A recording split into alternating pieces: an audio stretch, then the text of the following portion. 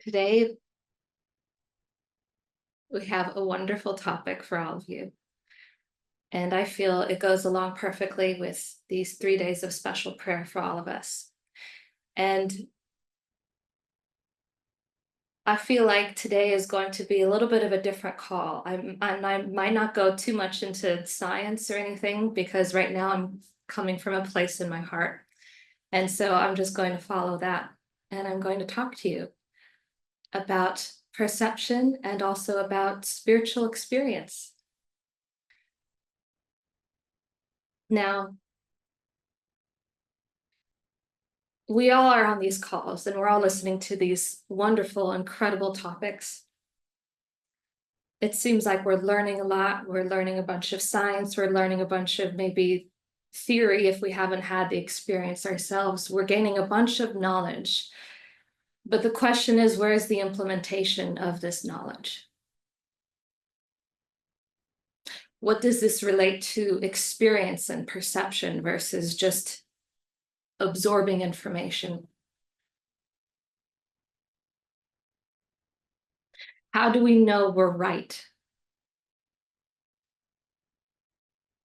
Can we ever be right?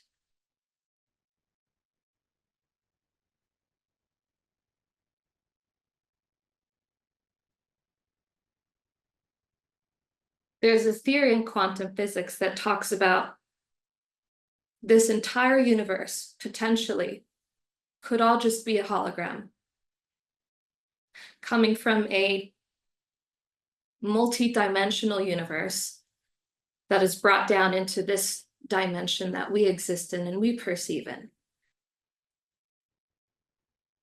So we don't actually exist in this universe, even though our experiences exist here, or so it seems.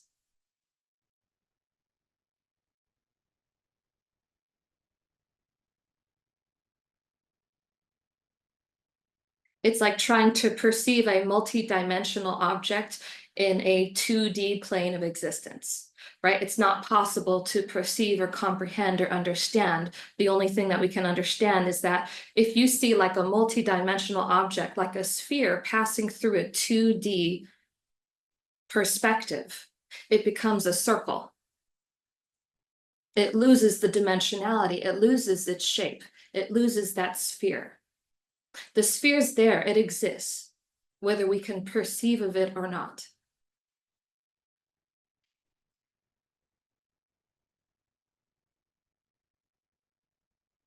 Now, this is very fundamental to the spiritual journey and the spiritual path because everything that we're dealing with on this path in our journey and our growth all comes back to perception. Everything that encompasses our totality, every aspect of our life, even our interactions with others, every quality and quantitative experience that we have, all is formed on the basis, the sole basis of perception itself.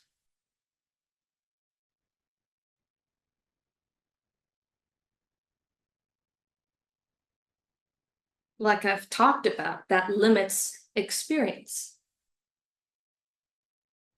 Or it gives our experience a quality, a definition, a name, a category.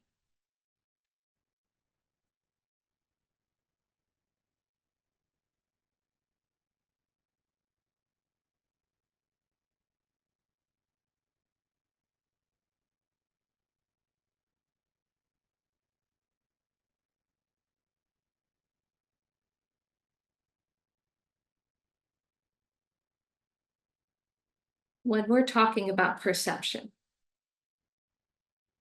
when we're living within a perceptual field of awareness, what does that mean?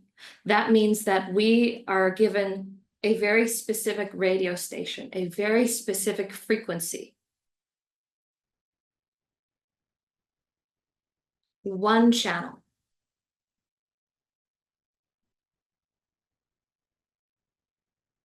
And that's all we hear. That's all we listen to our entire lives, is this one channel. And we are so sure that this channel is correct. that it is the formula, it's the basis, it's the measuring system by which we assess everybody else in our life, by which we assess our own happiness, our own emotions, our own relationships to others, how people treat us, what people's intentions are, their purity in heart or their alternate intentions.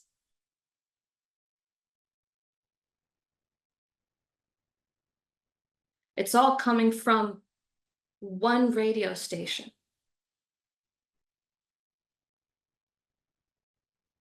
And I don't care how sure you are that you are perceiving that radio station correctly. It doesn't matter if it's a correct perception of that radio station or not. You can say that radio station is correct, and that is a correct statement. But to say that that radio station is truth is not correct. That radio station is all there is, that radio station is all that there is to this moment, or to life, or to existence, or to another person, or even to yourself.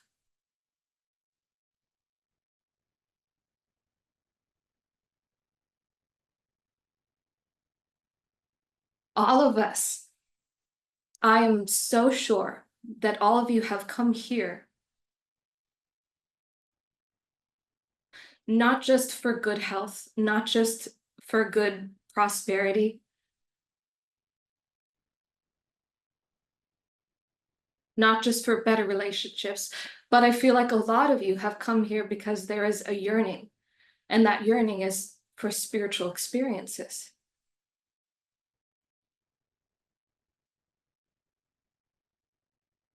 To experience the multidimensionality of existence, of life.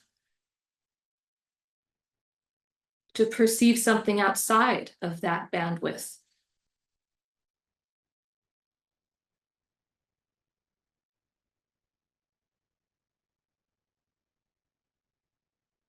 You might have been having a moment in your life where you're, traveling down the highway, you're listening to a particular radio station, then you start going into the mountains or the wilderness, and then suddenly there's something happens. That radio station starts to fade. That radio station, suddenly it changes, or you start to hear another radio station blend into it. And if you weren't aware that there were any other radio stations that you could turn your radio to, suddenly it makes you wonder. Suddenly thoughts are suspended. Suddenly everything you knew is put into question.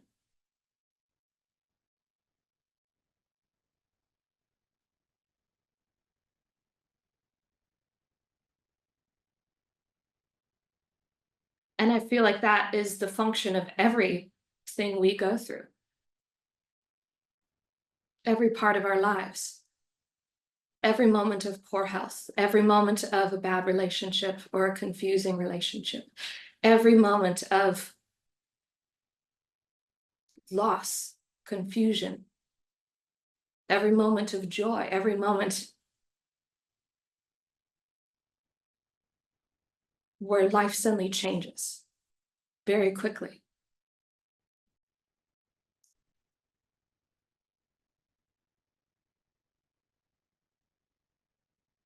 Something happens to us and we, for a moment, become aware of what? It doesn't really matter. It's just the fact that in that moment, there is an increase in this awareness that converges within our being. This sense of a witness present as this moment unfolds, this sense of almost maybe disassociation, this sense of awe and wonder, of spiritual absorption.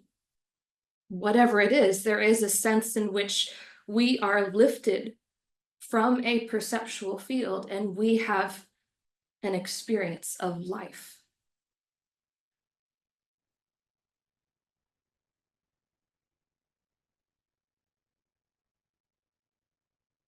But the thing is, I feel a lot of you are looking for different experiences.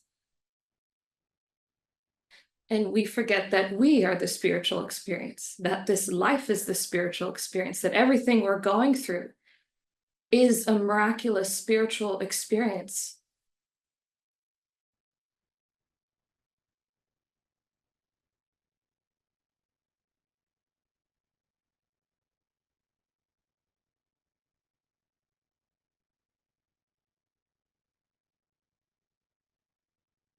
I'd like to actually tell a story, something real that happened to me.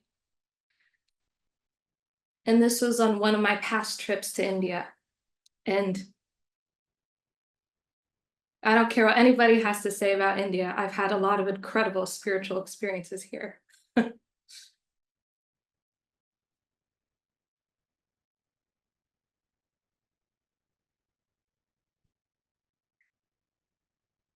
Vivi was actually with me during this time, and we had gone to an event.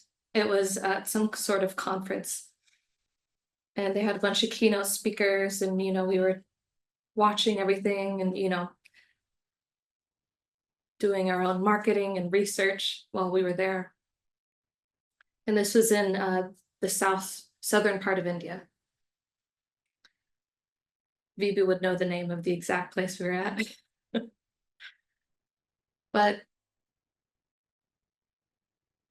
there was a particular man that I met there. And I was telling him about Guruji and the incredible science and all the research that we've done, that we're proving the existence of God. We're showing the miraculous powers that come through enlightened consciousness. I'm talking about all these details about the experiments with living organisms and non-living materials, up to these clinical trials that we've done. I'm sharing all these different things that I'm sure he has never heard of before. But this man, he was so intoxicated. He didn't want to leave. He just wanted to keep talking. And he said, "Can you show me a picture of him? Can you do this? Can you do that?" He's like, "This is beyond my comprehension, beyond my understanding." And he was so infatuated with the idea that this could be real, because his entire life he had been looking for something like an experience, a real authentic experience that could be handed to him, a divine experience, a spiritual experience. One of those moments where you experience samadhi, or one of those moments where you experience, the wondrous lights and sounds and angels, choruses, and all those different things that happen to you.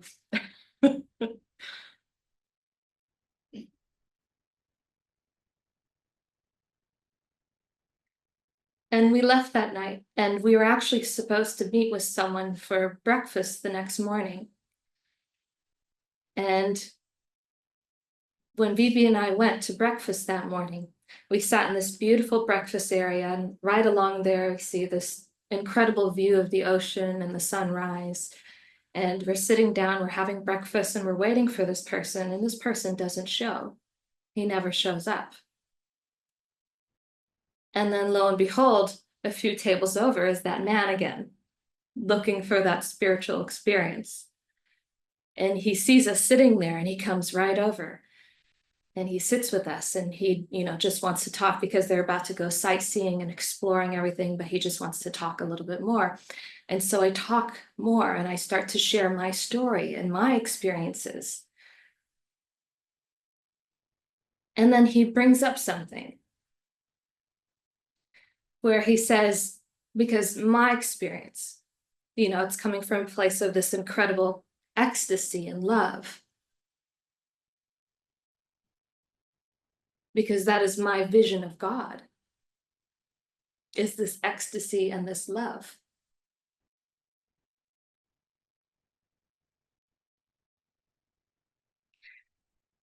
And he was saying, maybe what I'm going through, because I haven't experienced anything like that. I haven't experienced any spiritual experience, but I believe that a guru, a master, can really do that for you, can bring that to you.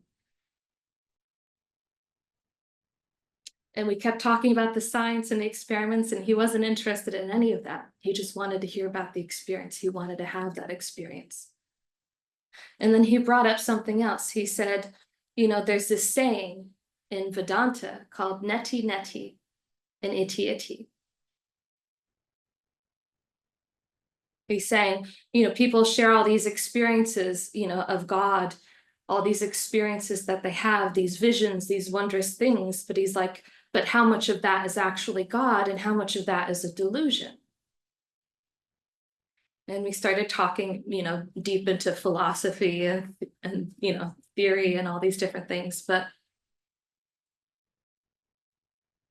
the irony of that moment is right after that meeting, he left and he was still ecstatic and waiting to meet Guruji.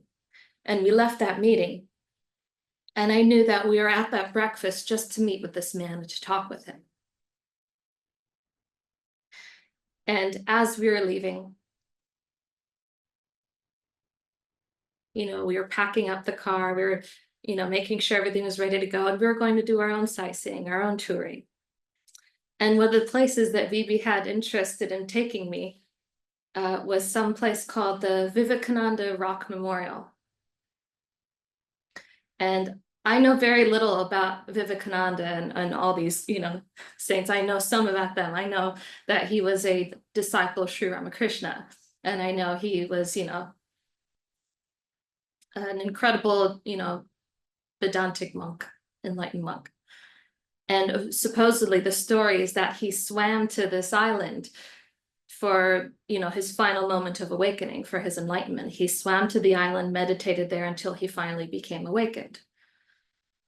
And so, part of the sightseeing was like, there's not much else to do here except to see the beach and to, visit this temple, visit this rock memorial. And so the whole point, we were just traveling a few hours to see this rock memorial.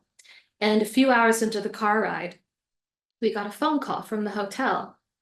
And the hotel said that we had left something behind.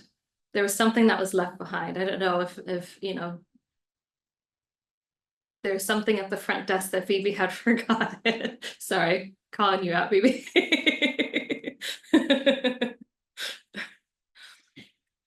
And it was too late for us to turn around and go back. And so we decided that since the hotel was on the way back to the airport, we would just drive over tomorrow. And we arranged a time where we could drive over, maybe we'd have dinner at the hotel because BB is always concerned about, the white Americans traveling in India and what kind of food we can eat. So he's like, we'll eat at a good hotel that has safe sanitary food. So he was arranging everything. He's like, okay, so we'll come back here, we'll have dinner, we'll pick that up, and then we'll go right to the airport and catch our flight back to Mumbai. And so I'm like, all right, that sounds good, no problem. And so we're continuing our journey, and then we go to the Vivekananda Rock Memorial. And as we get out of the car, we're walking over, and we see this huge, massive line of people. And I'm wondering, oh my goodness, are we going to have to wait in this huge line just to see this temple or this memorial? Or to take a boat, we have to take a ferry to reach the memorial. And it turns out that this line was for, a cheaper ticket. And there was another expedited one that was just a couple hundred more rupees. So we got to bypass the whole line. But it really kind of put into perspective, like, wow, the limitations of money and its freedom in your life and your capacity to do things. It really can have a dramatic impact. And so it got me thinking deeply about consciousness and money and freedom and all these different things and limitations. And I'm like, wow, that is fascinating. And we got to, get on the boat. We're getting ready to go on the ferry. And if you've ever had an experience of waiting in line and trying to get somewhere first in India, everybody just comes together and they start pushing you and shoving you and getting out of the way. This time it wasn't that much pushing, but there was a huge crowd of people. And Bibi and I somehow made our way onto the boat. We somehow got a seat. We got these life vests on us. And we made our way to the memorial. And there are two places on that memorial. There is the rock memorial for Vivekananda, and then there is another temple there, and it's the foot of Parvati. It's the foot of Parvati. It's where she did her devotions for Shiva because she wanted to marry Shiva, right? And so she performed her devotions and meditations there because she wanted to marry Shiva. And as you know, Parvati is the manifestation of Shakti. Shakti being the divine energy of the universe. It's the moving energy, the actionable force of life. That we are alive, what moves us and animates us is Shakti. It is this life force energy. And then we have, that unmovable mover, right? We have Shiva laying down in the universe, at ease. No, the absolute reality, beyond definition and form, the unmoved mover. And so we visit the Parvati temple, we go to Vivekananda, and we're walking around this memorial, and I'm walking around, and one side of the rock memorial, it's completely still. There's no wind movement or anything because the temple itself, the memorial, is blocking the movement of the wind. And we go around to the other side, and the wind is whipping so wildly and so strong that when Vivi and I were trying to take pictures of each other, all you could see was my hair covering my face. We couldn't take any good pictures at all. It was wild, just untamed, wild nature. We saw, one side, the waves are crashing and thrashing against the island, and the other side, the waters are still because it's not being influenced by the waters, by the winds that are coming in. And as we were gazing over, you could see there's one point in which these oceans merge and they combine together, and it's considered a very sacred spot. But this ocean and this sea, they actually mix together. This is the exact point where they come together. And you can see it like the different colors in the water. You can see these blues and these greens and, these other colors that kind of stand out and are distinct from each other in the moment in which they all merge and converge together. And it was such an incredible experience, and I loved every moment of it. It was just beautiful. And we got back in line. We took the ferry back home or back to the other mainland. And then from there, we got in the car and we found our hotel. And Guruji ended up calling Vivi, and he said, there's a specific place that I've been to here that you can see the sunset and the sunrise, right next to each other, right? Different times, but it creates an incredible light show with the ocean and the sky. It's a very beautiful spot. He's like, take Dahryn there so she could see it. And so we end up finding that spot after checking into the hotel. We go there, we drive there, and we stand there and we watch the sun start to set. And we see the wonderful mixing of colors where it almost looks like the sky starts to mix into the water and you can't tell the difference between the two. And these orange clouds everywhere. And it was just beautiful as well. And then we had dinner, went to our hotel, went to bed. And the next morning, Guruji said, all right, now I want you to go to the sunrise spot.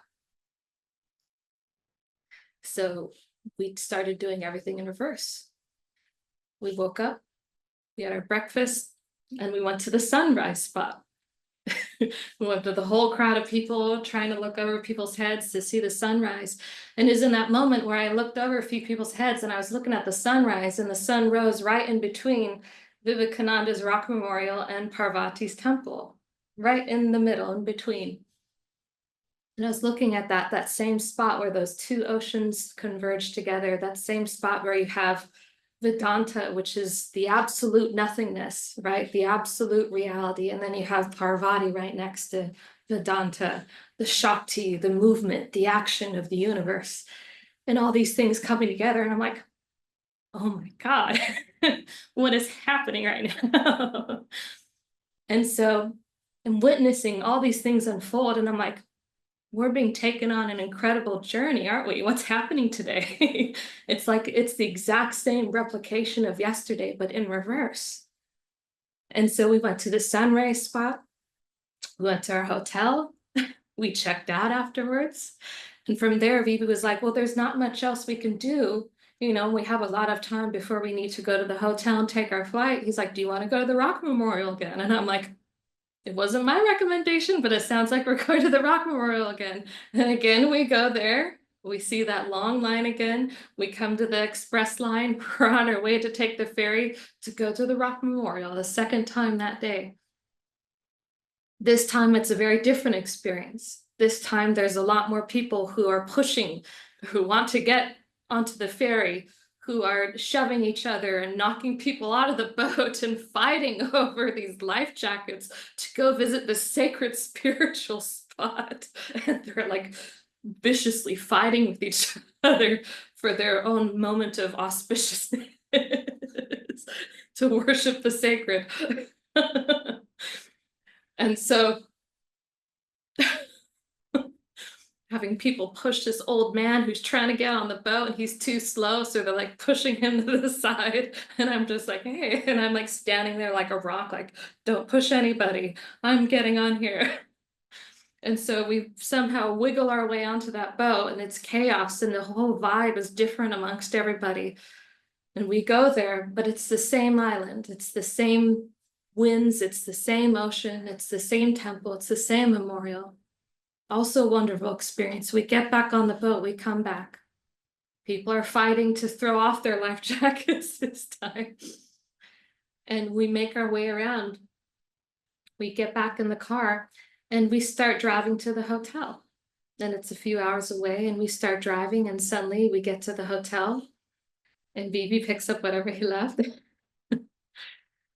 And we're going to dinner. We're going to, find a place to sit and have dinner. And we ended up going out into that same breakfast nook that we had breakfast before.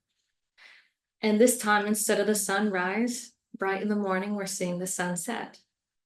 And we're seeing it set over the ocean, and we're seeing all these waters, and I'm seeing all these lights from these boats that are far off in the distance. And it's the most profound experience. The ecstasy that builds in my heart.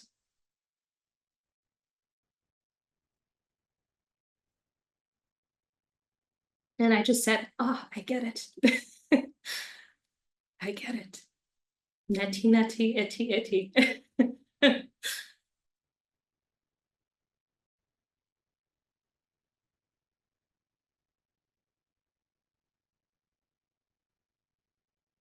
Neti neti, iti iti is not this, not that, but this, right? This is it.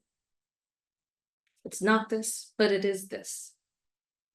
It's a saying in Vedanta where it's this experience of our perception,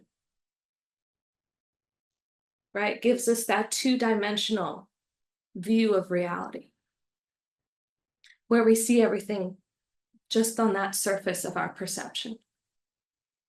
And like all the philosophers, all the theologists who talk about perception, a lot of them say, how can we ever know if we're having a true, authentic experience of life, of reality? What is true? If it's all coming from us and our minds and the hallucinations of our experiences that we're living in this moment, what in this moment is true and real? And can we ever experience it? And in Vedanta, it's saying that these experiences, right, that are guided and dictated by perception is everything that we are not. That everything that we perceive and we experience is telling us what we aren't. And it's pointing us to that it's not the perception itself, it's not the experience that the perception receives that determines who we are. as opposed to what a lot of philosophy says that our perception is. But rather it's that thing that observes. Whatever's left, when all this perception fades into the background, whatever is left behind all of it, that is what's real. So Neti Neti is saying, not this, meaning everything that is received through perception is not real.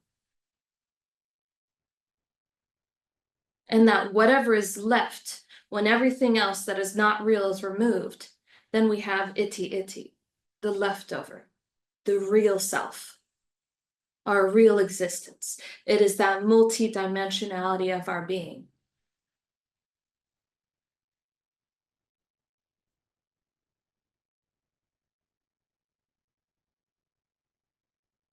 And you can really understand it if you look at a coin.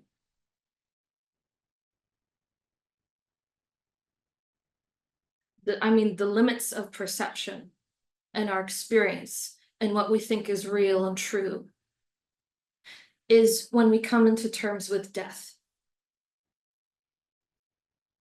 Because death is something that we can't conceive of. We only witness somebody who has died, but we don't know where they go. We don't know what happens. That's why so many pagan religions and so many religions in general start to question reality and go into the fundamental truth of our existence the moment we start to perceive of death. Even the story of the Buddha and his awakening is that he didn't start to wonder beyond his life, right? His life of luxury and pampering and everything. He's living like a king who had everything he absolutely ever needed or wanted. You know, a prince who had everything, and his father wanted him to stay that way. His father didn't want him to take, the path of the aesthetics. So he was like trying to make sure that he didn't see any sickness or suffering or death, old age, nothing like that. He controlled his environment as much as possible so he couldn't perceive of anything differently, so that he would start to question.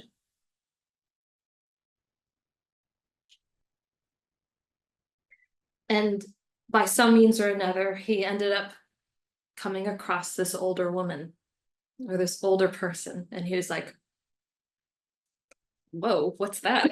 And then he came across somebody who was ill, and he came across somebody who was dead. And he started saying, what is this? What is this part of life? What is happening right now? And it was such a shock to his being that was enough that he went straight to the aesthetic route instead. So in death, we start to wonder, what else is there that we don't perceive, that we don't see, that we don't understand? And that's where mythology and story comes from, because the mind always wants to create a meaning or a purpose or a definition behind it. So we mythologize, we talk about things in stories and anecdotes and tales, tall tales.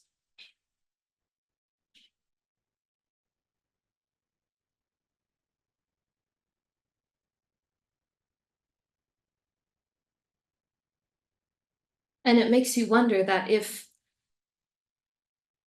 us being alive, so to speak, are so unaware of what's there after death, of death, and the life that exists beyond what we perceive to be living, then what do the dead experience? What of the nature of spirit? What of the nature beyond the physical? What of the nature of this other side of reality? It's that flipping of the coin, right? We see everything from this side of the coin, and the moment you flip it, you lose this perception, and now you're living in this perception. The other one doesn't exist anymore. So as we're living in this wakefulness, we are not aware, we can't perceive of death and what that experience is like. And simultaneously, those who have moved on, unless they are a highly evolved being, with heightened awareness, a higher consciousness, then they also feel the same. They only perceive of this reality, and they are no longer aware.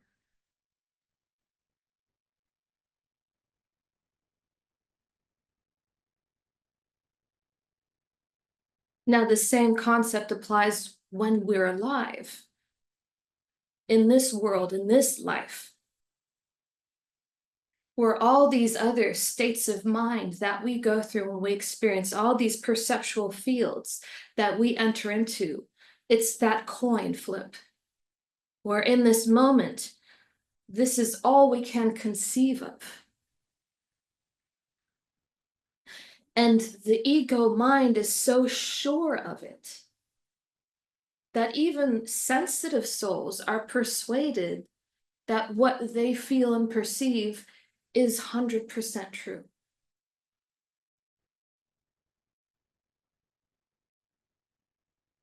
And that's where we need to call everything into question, because as Vedanta says, whatever you're perceiving, can it ever be true? Can it ever be real? If you're perceiving it.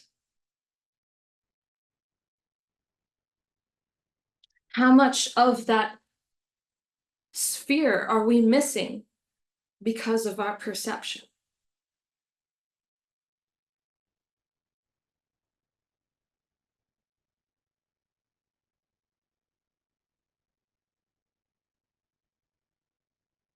In a deep state of samadhi, if we want to have a true measurement, a true way to assess our lives and other people, we can never do that from a place of our own perception, from our own experience even. You should never assess or gauge another person through your experience. But that's often what we do, and that's fine so long as we have a perception to deal with. You have to work with it somehow. But we have to also take our own ideas, our own convictions, our own beliefs, our own values, our own heart to hearts with a sense of unsurety, no matter how persuaded we feel by it. There's a reason I say love it when people get confused. I love it when the high spiritual seeker who has become well articulated and well indoctrinated into many spiritual traditions, who have learned so many stories, who have learned so many concepts, get confused suddenly. And they don't know what to think anymore. Because from my understanding, you are one step closer to truth than in that moment where we were so well read and so well educated, even though you felt sure.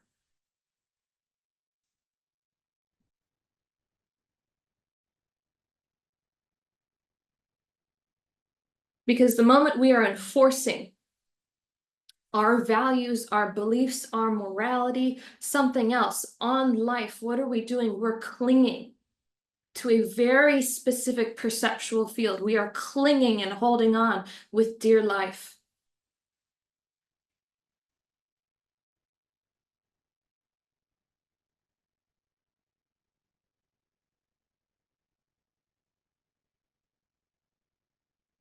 And like the story of the Buddha, it isn't until you surrender, right? He tried all these different paths, all these different avenues. He learned everything you could possibly learn. He tried everything. He tried every ritual, every practice. He meditated, he did yoga, he did everything. And it wasn't until he finally just surrendered himself that he became enlightened.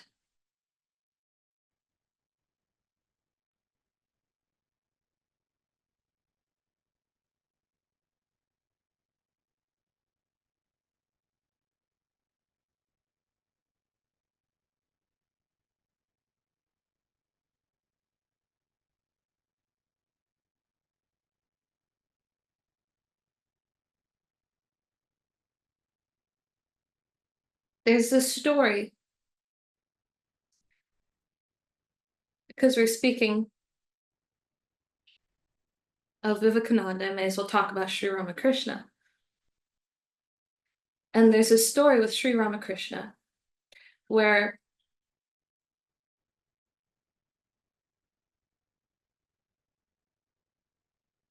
a monk, you know, this was a time where people were coming to meet this, incredible being that was having all these incredible high spiritual experiences, and everybody wanted to stop by this temple of Kali Ma, and they wanted to meet this, incredible monk or this sage or whoever this person was.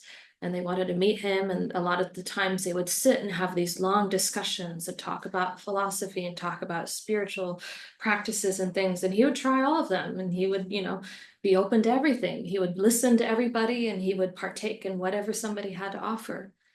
And there was a particular monk that came one time, hearing of Sri Ramakrishna, and he came. And when he met him, he found him to be an incredibly pure soul with an incredible love of God. And he thought, this pure soul, he's in this incredibly perfect state to transcend, this love, this infatuation with Kali Ma, and to go into the absolute reality, this absolute reality of, right, non-duality, where there is no Kali Ma, there is just perfection and silence. There is nothingness, and that nothingness is so full and so perfect that nothing else is noticed in its nothingness. And so he was sharing, what his whole life journey, that he had divulged and been so involved in his spiritual practice, and he'd spent his entire life, he was an older gentleman, and he spent his entire life, trying to attain that state of nirvikalpa samadhi, where you completely merge wholly and completely with that absolute reality, where there's no perceiver, there's no sense of self, there is no sense of God even, there is just a sense of, right, nirvana, extinguishment, nothingness. And he thought, this man, maybe I can, show him, and he can, progress very rapidly because he's such a pure heart, a pure soul. And throughout his whole entire life, this man, this monk, he had dedicated his whole life, devoted himself completely and entirely, and only experienced a glimpse of it for a brief moment. But it was enough, he knew it was real. And so he shared this with Sri Ramakrishna, and Sri Ramakrishna went into meditation.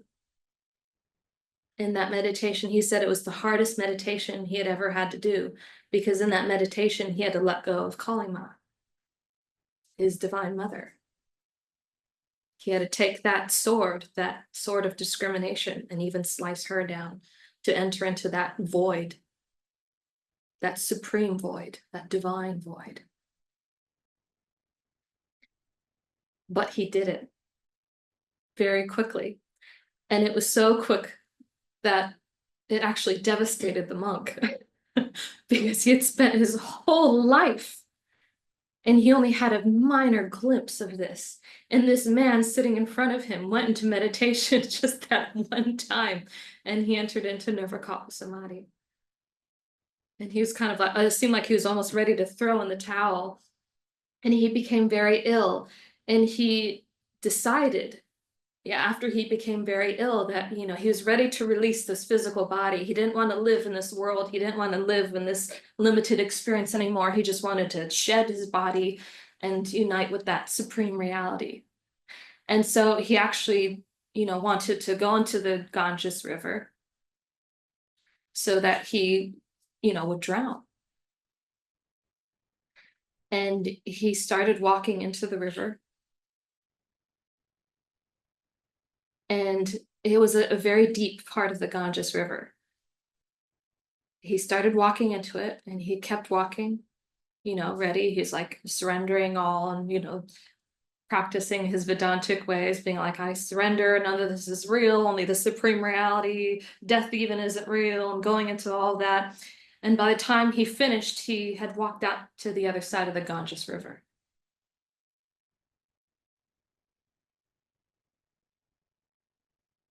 And he looked back and realized he had traveled all the way from one side to the other. And his feet touched the ground the entire time. And this was the deepest part of the Ganges River, and it was a full river at that time. And in that moment, he had a spiritual realization that that Kalima, that Shakti, that divine presence, that movement of life was every much a part of God as that supreme nothingness.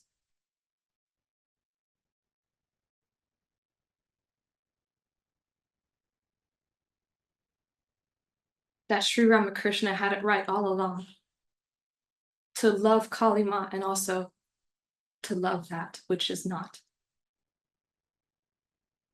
Neti Neti and Iti Iti, both together.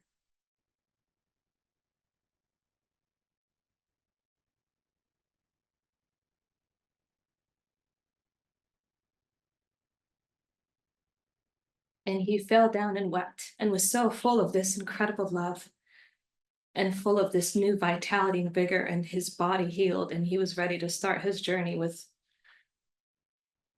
a new perception.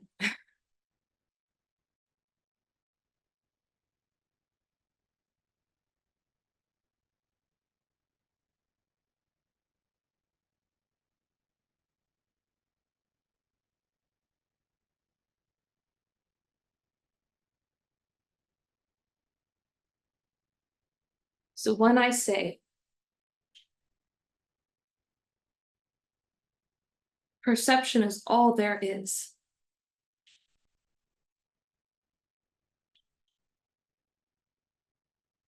it's because I'm saying it's all that's not.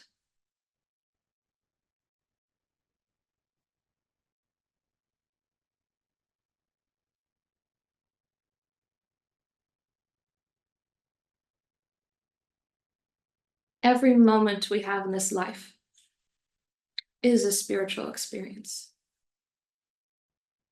Our lives, our pains, our struggles, in every moment, there is Shakti. And behind it all, in every moment, there is Shiva. All these moments converge and convolge together into one single moment.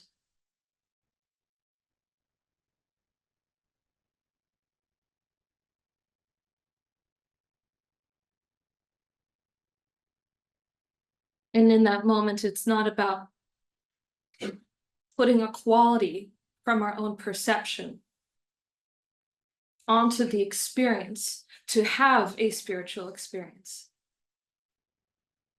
but rather letting go of our perception that opens us to a spiritual experience, like walking across the Ganges River and realizing the presence of God here and now, with us, as us.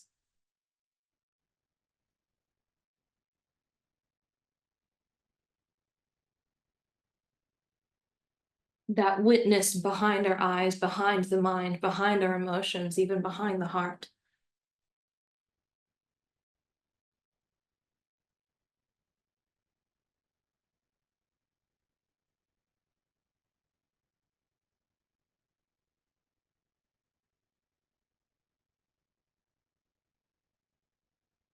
But we cling and we get stuck.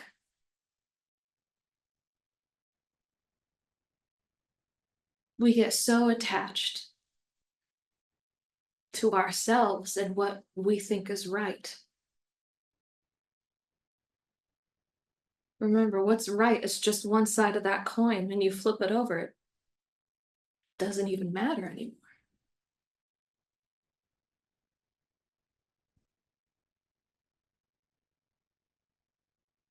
To think we know everything about a particular person is limiting that multidimensional sphere into a plain old circle again.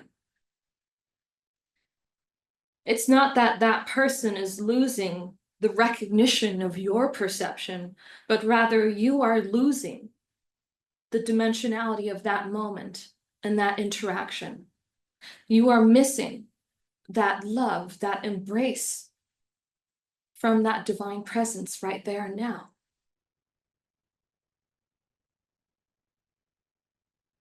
spiritual experiences are real.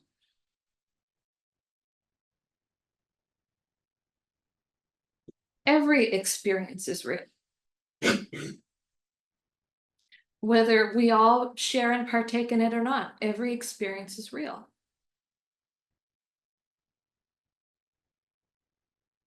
And valid and true.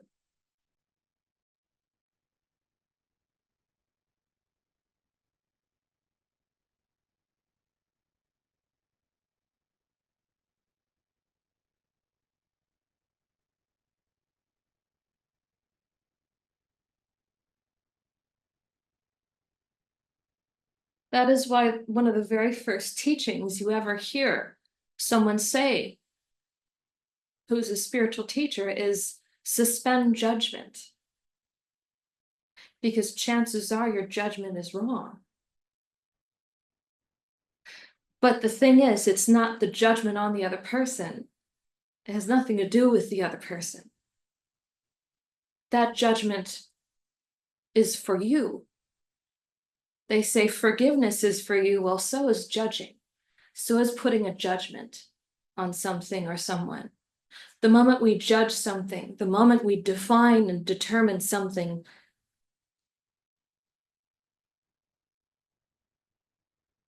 we are karmically binding ourselves to that experience.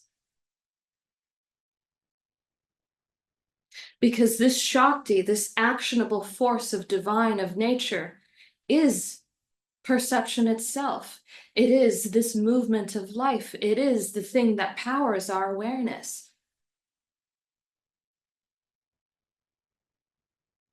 That is the breath of life in each and every one of us, is awareness itself.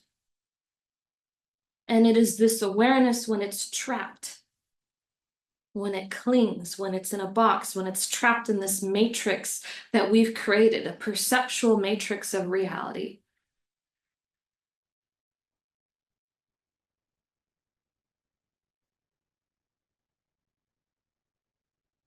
We lose Shiva and Shakti. We disempower ourselves. We like to think maybe God is a force out there pointing fingers and punishing. But if we're talking about this supreme reality, devoid of definition or limitations, how can that reality have judgment? That is a perception. It works in the world amongst humans and people. But look at trees. Look at matter. Look at living organisms and non-living materials. Where's the judgment there? Without a mind, without this perceptual matrix to form opinions and values, what's left?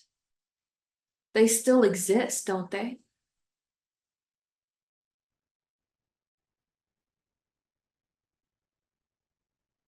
Where's the deception in a tree that decides to flower? Where's the deception in a material, in water that boils at 100 degrees? Where's the deception?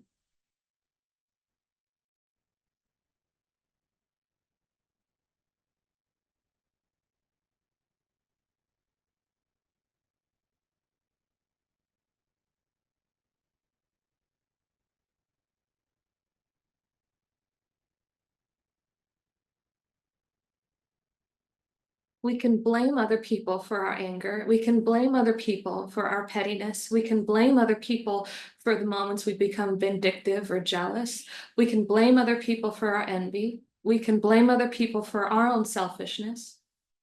We can blame other people for causing us to become bitter and angry and to mistreat other people. We can blame anybody we want.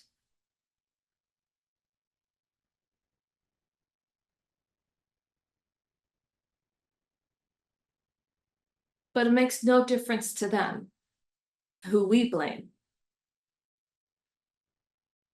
But it makes all the difference to ourselves.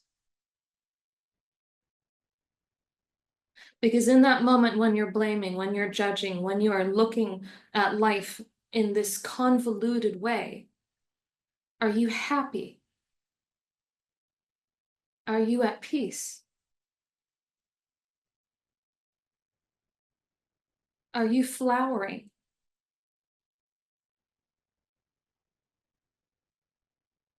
Or are you deceiving yourself over your own attempt to be correct?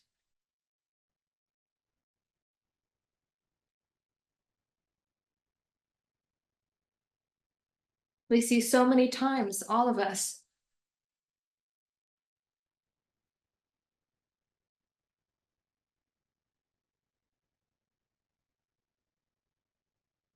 when there's something incongruent, when there is a lack of reconciliation in our lives, when we haven't even truly opened up to ourselves and been honest and sincere and vulnerable.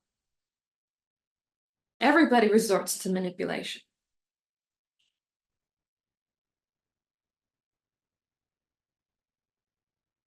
I don't care who you are. If you have not allowed yourself to be vulnerable, you have resorted to manipulation. Those two things go hand in hand with each other. To be sincere and to be vulnerable.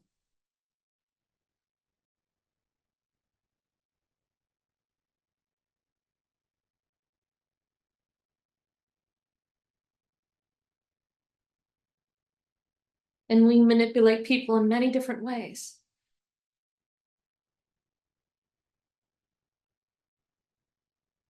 When we lack power in our lives, when we feel like we are the victims of circumstance and habits, when we feel like we have no control,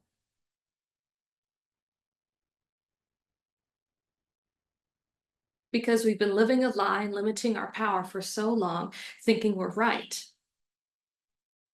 or even knowing we're wrong, but not wanting to admit it.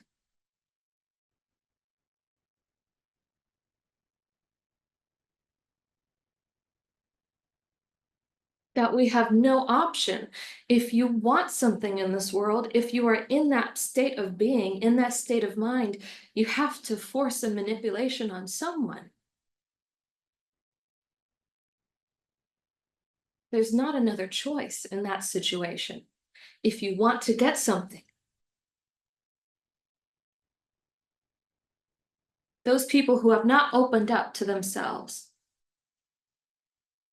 I'm not talking about opening up to a stranger or another person. I'm just talking about opening up to yourself, opening up to God within you, opening up about your mistakes, about your qualities, about your characters, about yourself, who you are, everything, for bad or for worse.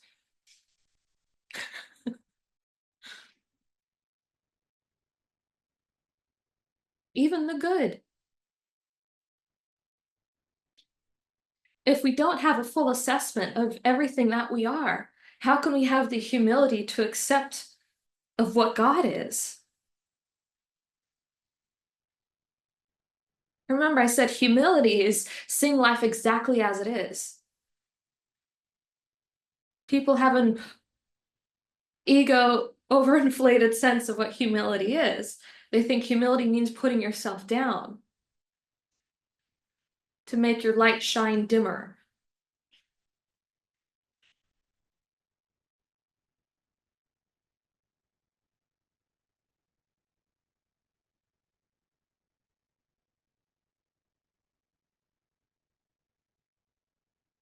Humility is just knowing exactly who you are.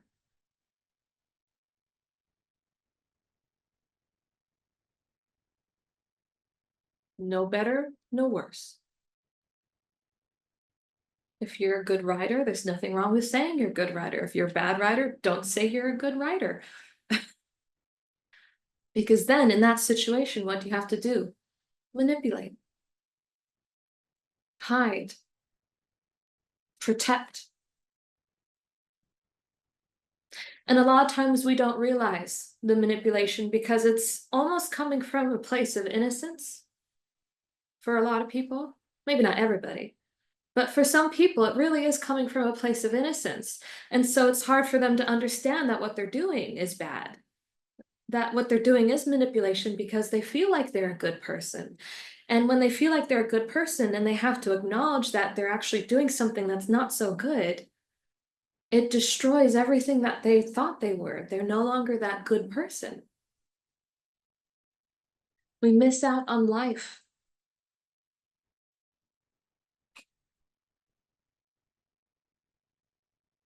We're talking about infinite possibilities, the infinite permutations of God, and we're held up on one. We're stuck on one of them. We can't get that one right.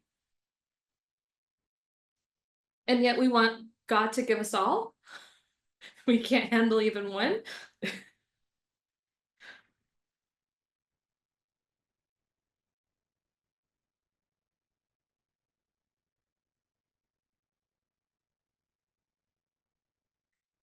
In true deep samadhi, right? There is this moment in meditation where, a lot of people describe it as your thoughts stop or the mind stops. And a lot of people try and control your thoughts and try and stop your thoughts. But in reality, in that moment, right upon the brink of samadhi, it's not that you are stopping your thoughts, but rather it's your mind has reached a point in which it's paralyzed and it has no place to go. It has no place to move. It has no reference. It has no idea. It's like, that movie Gravity with Sandra Bullock, Lost in Space. It has no... I made him laugh at that one. She's lost. She can't. The mind is paralyzed. Thoughts can't. They can't. That's the best way to describe it. Thoughts can't.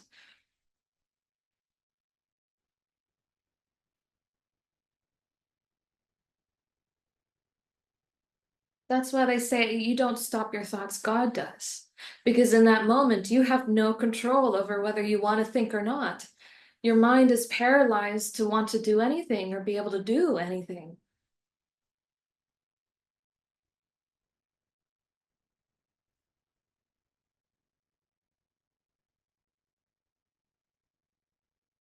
And the deepest meditation you'll ever have to get to that point is when you're ready to die. And I don't mean die as in like a, final extinguishment of this physical life form. I mean death as in nothing else matters.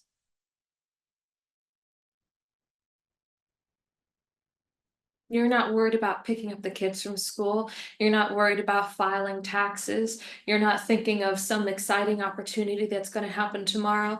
You're not thinking of a fight you had with your husband or wife. You're not thinking of how great you are or how right you are or how someone was wrong and you were right and how they piss you off or how you really want something and you can't get those thoughts out of your head.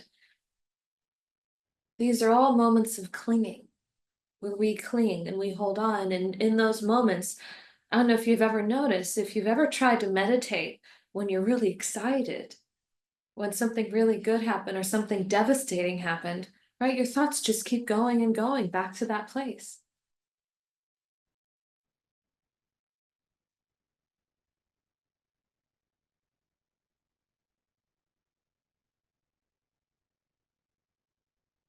It's the clinging that makes it so. It's our attachment that makes it so.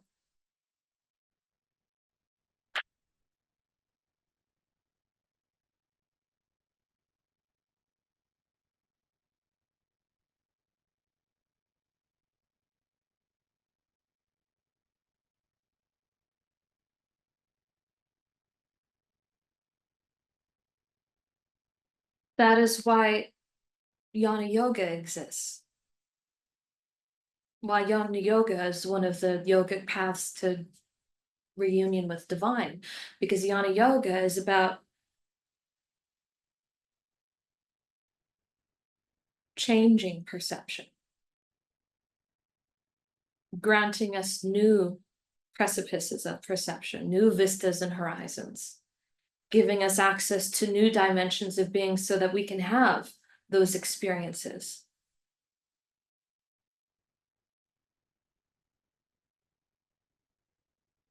Like in the CIA, they actually teach this. They teach that everybody has perception. But if you want to gain an advantage over someone else, if you want to gain greater power over someone, greater access to someone, greater opportunity, greater chances, greater understanding and comprehension,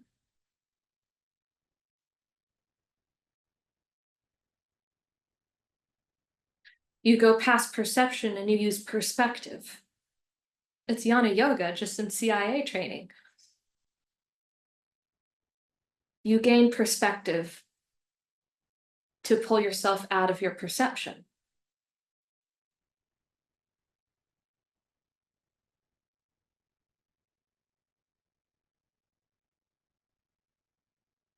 Well, the greatest perspective that we can have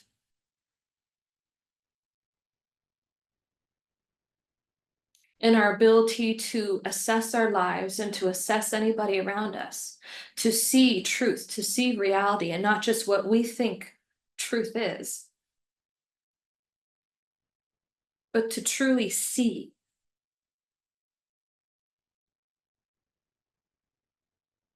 That vantage point of perspective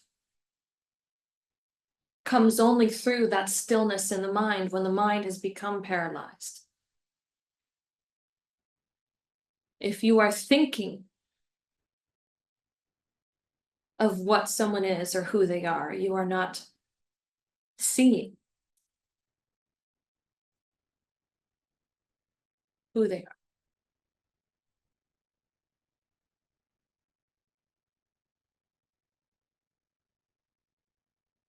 This is the greatest reference point of truth in our entire lives, is in this enlightened condition of mind where that mind has become paralyzed in its stillness, in that ecstatic light that suspends all of the worlds and all of the universes, where everything's held in that suspension of ecstasy. From that point, we can see everything clearly for the first time. Which is why meditation is so vital and so important. Higher states of consciousness help us do that as well, because in that moment we gain those different frequencies from those different radio stations, and the moment we hear, we perceive something different, it calls into question everything. We assimilate new experiences that way, just like we assimilate new radio stations, and from those new experiences we gain new vantage points, new perspective in life. And this happens naturally when you're with an enlightened teacher.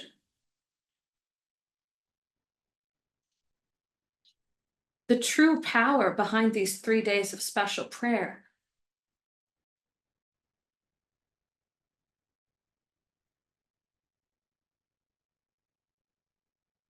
is its ability to alter our perception on a fundamental level that we will never experience life in the same way again. That is the true gift that this energy can bring to us sincerely, because that perception is everything. That perception, that's Shakti, that's life.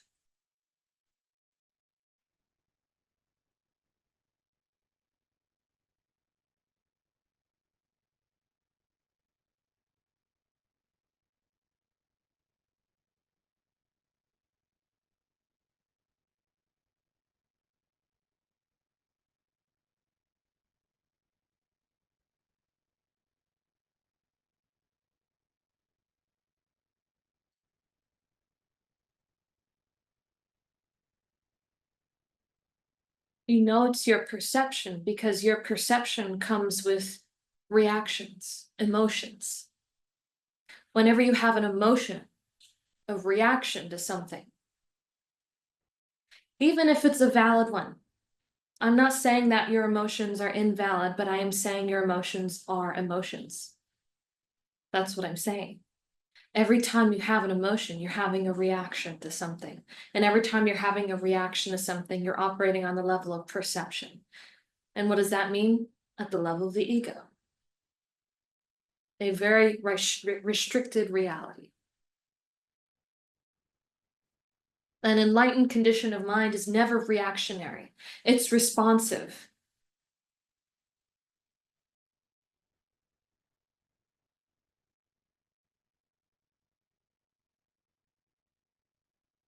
But it's not going to be devastated if things don't turn out this way versus this way. There's an ease and a grace in every moment, even if the moment is considered not a moment you would want to have. That ease and grace continues through, it weaves itself into your life. It returns you back into this place of a witness instead of an actionable character, an actor in your life, instead of playing a role and engaging with emotions and fighting battles and, doing deeds. Instead, you are sitting as a witness to life. You are witnessing everything. And from that place, from that quiet place, miracles unfold. Spiritual experiences unfold.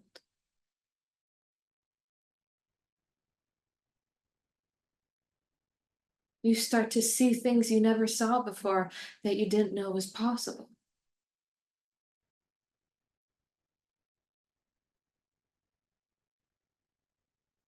People you thought you knew look very different then. In every moment, they look different.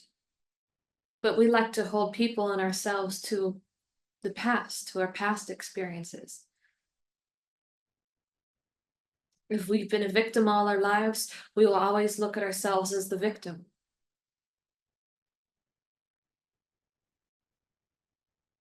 So every moment will be a battle. You'll find those people, for some reason, there's always some turbulence between them and those around them. They always get into fights. There's always a struggle with them and another person. There's never peace.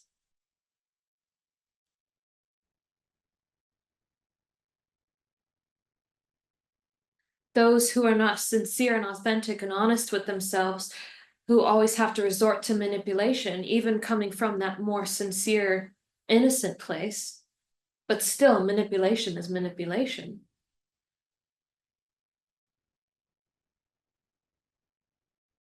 You'll see a lot of times what happens is the thing that these people are manipulating, usually it's coming from a place of incredible fear. Because why else would there be a need to manipulate? A fear of being found out, a fear of being incompetent, a fear of losing control, a fear of not being seen, a fear of being judged. And fear is the greatest thing that can disconnect you from divine. So in that place of manipulation through fear, we are disempowering ourselves, cutting off our access to this Shakti, this incredible power to do miracles in our lives, and we start to regress.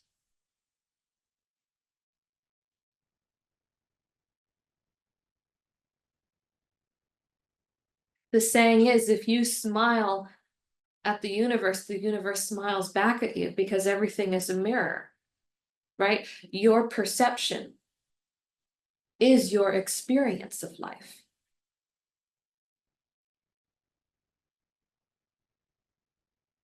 If you are the one that is full of anger and spite, you'll see everybody else around you full of anger and spite. Not ever knowing why, and always feeling like you're right.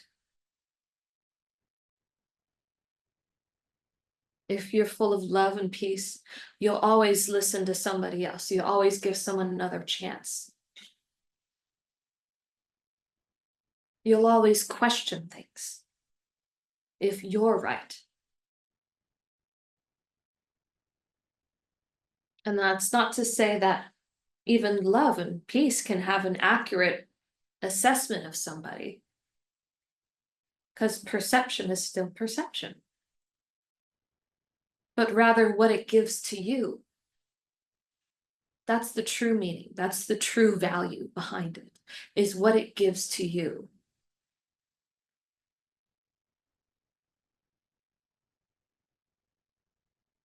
What are you left with? How do you feel in the end?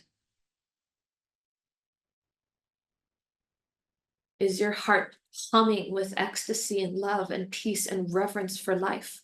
Or are you more jaded, more confused, more angry, more fearful?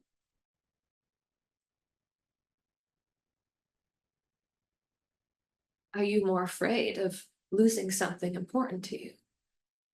Not being seen, not being understood? I mean, I had an incredible fear of losing Guruji.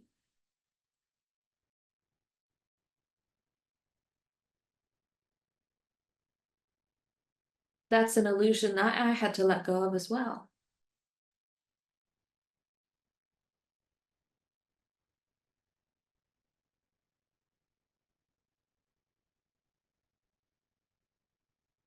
Because what does it leave you with? If you're always fearing of losing something that you have, how can you ever enjoy the thing that you have right now?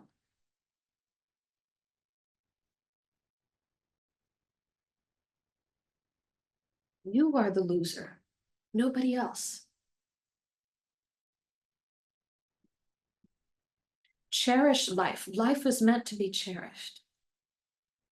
If you want to feel God's love and God cherishing you, cherish her back. Love her and cherish her too. And you'll find that your perception merges right into hers.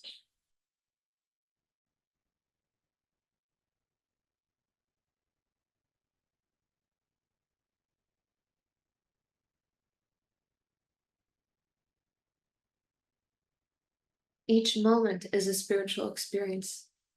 Every life is a spiritual experience.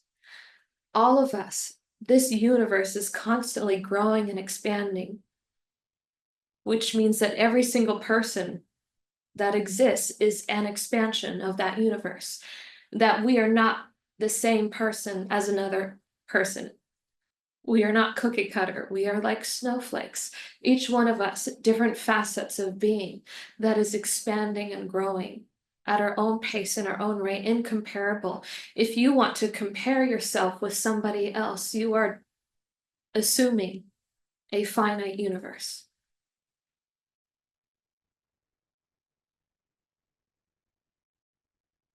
Because there is only one person like that. There's only one Shreyash. There's only one Dahryn. There's only one Nitesh. There's only one Guruji. We might want to be like Guruji, but there's only one Guruji.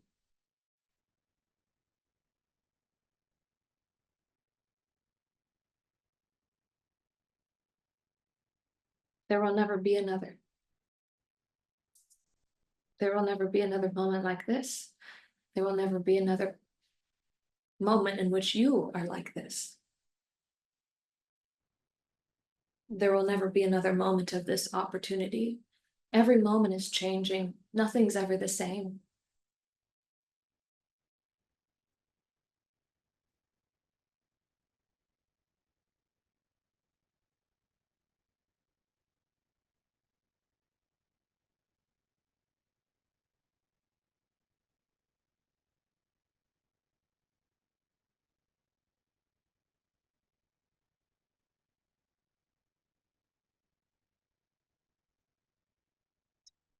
So what's the whole point of being right?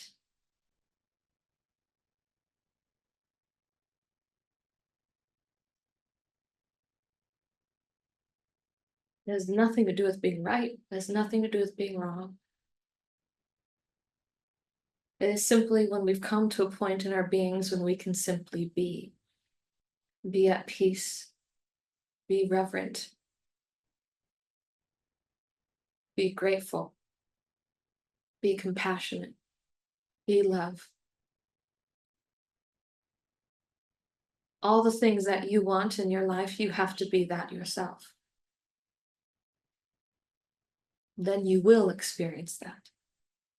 Even in people who might mistreat you, suddenly you'll feel an incredible peace. Suddenly, the next moment, they'll cherish you, they'll love you, they'll respect you. Things change. Miracles do happen when perception changes. You hear all the time after these blessings, people traveling through the airport, going through TSA or going through customs or immigration, and everybody's looking at them and they're like, I don't know what it is, but there's something about you that I'm just really drawn to. And they're like, Trivedi effect. Yeah. It's because in that moment, your perception, it's expanded, right? That Shakti is this divine energy. It's hold you apart a little bit.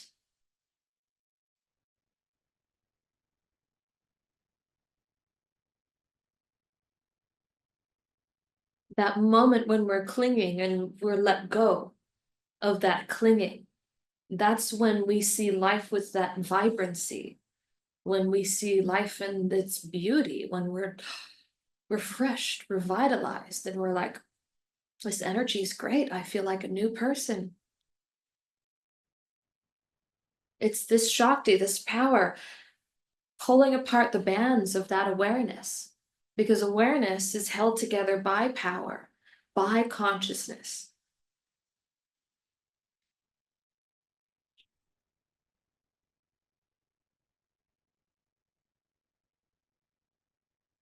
By grace.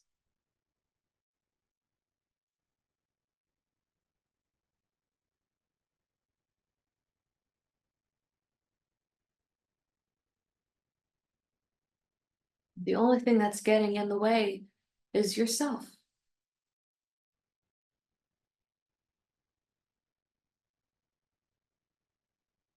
The Buddha who surrendered, who let go, who finally stopped clinging.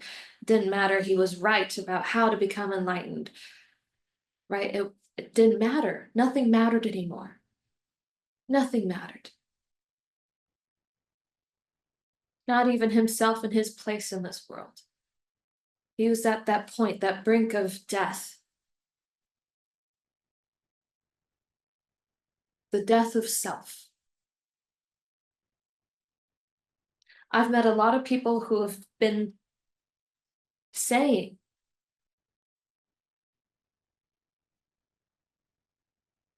that they're at that point.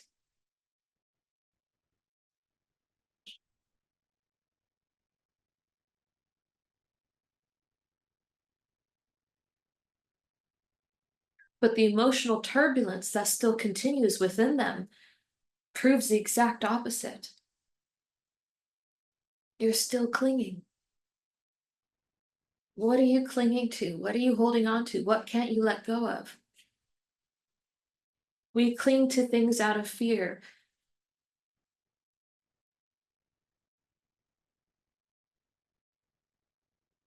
Out of fear and desire.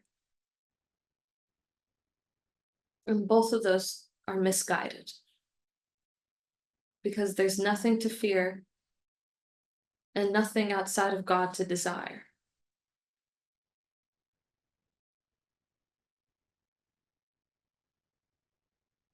So what on earth are you protecting? What are you defending? What do you not want to let go of? What do you not want to surrender to get everything?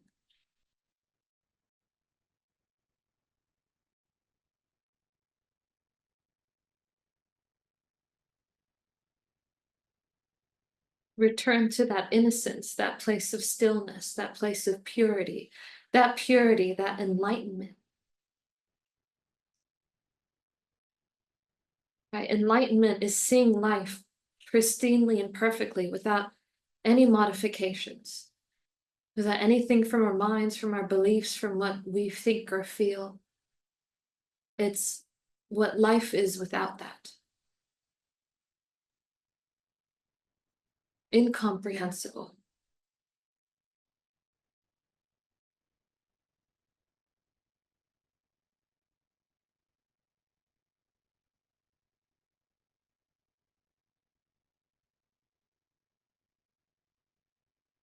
And the only way to see these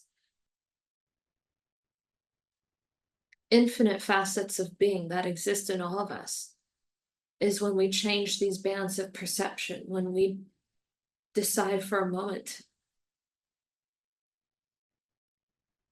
to evaluate our lives and ourselves clearly, to be honest, to be sincere, to treat others with respect and reverence for life, not for them, but for life. Knowing that you are the winner and you are the victor. They say there are two ways, two paths to enlightenment, really. One of them is the inner path, and one of them is the outer path. The inner path of transcendentalism, Neti Neti, and the outer path of loving thy neighbor, serving, compassionate, selfless giving. Iti Iti, the divine in all.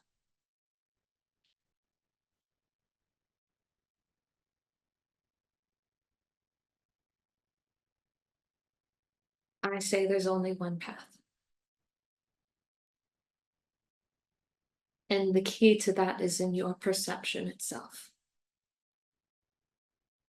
That is the only thing that's holding you back from freedom, from happiness. That is your happiness. It is your sadness. It is grace. It is anger. It is power. It is glory. It is eternal. It is divine.